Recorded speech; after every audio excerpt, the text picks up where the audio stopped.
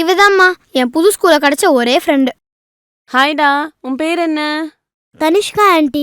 உனக்குலாம் கிளாஸ்ல வேற ஆளே கிடைக்கலையா? இல்ல ஆண்டி, எனக்கு ஆலியை ரொம்ப பிடிக்கும். சரி, தனியா வந்திருக்க, அம்மா வரல? இல்ல ஆண்டி, டிரைவர் வந்து டிராப் பண்ணிட்டு போயிட்டாரு. ஓ சரி. எங்க அம்மாலாம் என்னை எங்கேயும் தனியா விட்டதில்ல. எங்க போனாலும் வந்துருவாங்க.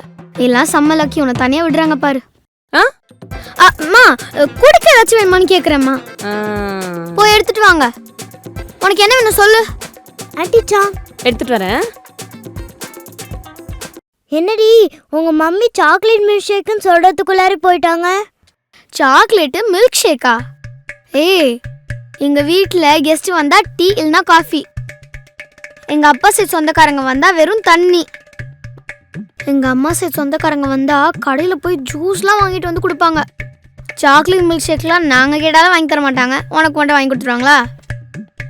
நீ வேற. ஹாய்.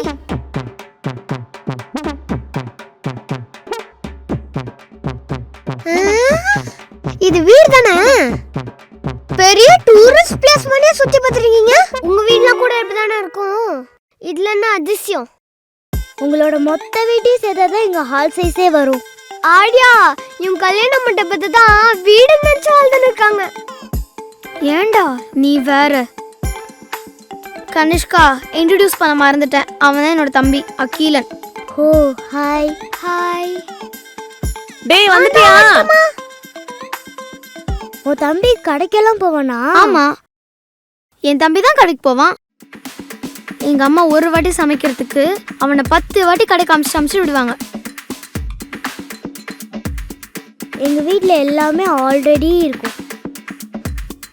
கடைக்கெல்லாம் யாரும் அப்படி போக மாட்டாங்க. அப்படியே போறதா இருந்தா சர்வெண்ட் தான் போவாங்க.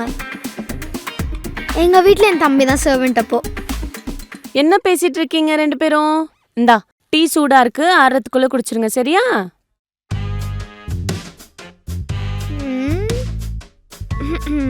ஏ ஆலியா, இந்த டீ நல்லா தாண்டி இருக்கு. ஏன் நல்லா இல்லைன்னு சொன்ன? அவ அப்படிதான்.